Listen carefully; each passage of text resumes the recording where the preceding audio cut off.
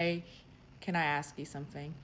Why does it feel like in the US we are intentionally getting rid of all of the third spaces? And if you don't know what a third space is, it is a space outside of your work and home environment where you can go to. It usually is free or has a very low barrier for entry, and you can interact with people in your community. You can socialize, you can gather, and you can often partake in shared community resources without having to spend any money. A really good example of a third space is the library, community centers, parks. Malls used to also be good third spaces, although they were like an area for commerce. You could have gone to the mall for free, walked around, window shopped, and interact with your friends. At a very low cost, or there's no entrance fee to enter the mall. And we now live in this era where everybody is so connected. Like, I can get on my phone and interact and call somebody and have this 24/7 access to them. Yet it's still not helping us to form communities because it's like this barrier between how we are interacting as human beings and how we have historically interacted as human beings.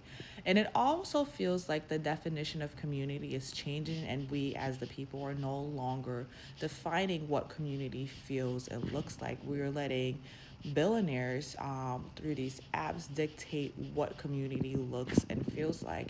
And I can't help but think, who benefits from community going from I now see my neighbor every day, I can check on Bob and I can check on Sally, I can check on Dorothy, and if anything was to happen to them, I would know because we now have that close relationship, to community now looking like we are on social media together, maybe we're Instagram friends, and I get updates on your life, but I am so disconnected from your life. And when I see you in real life, I don't have conversations with you. I don't do the extra miles to get vulnerable, to get close with you, to get to know what's going on in your life.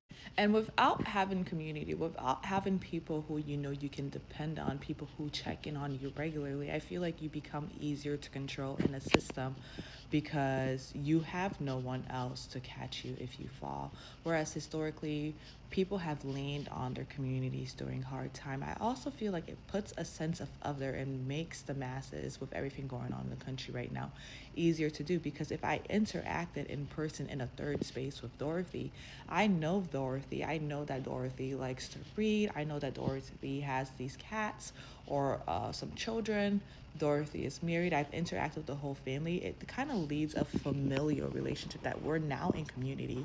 Whereas if we're only on social media, I only know Dorothy through what they post, and people only post the highlights.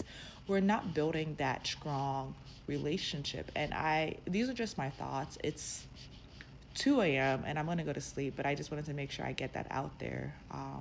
Who benefits with the constant disappearances of our third spaces, and why do people not seem to care? If you choose to engage in this conversation, remember that these are real people behind the comments. So please be kind, and if you enjoy more thought provoking questions like this, please make sure you hit the follow button.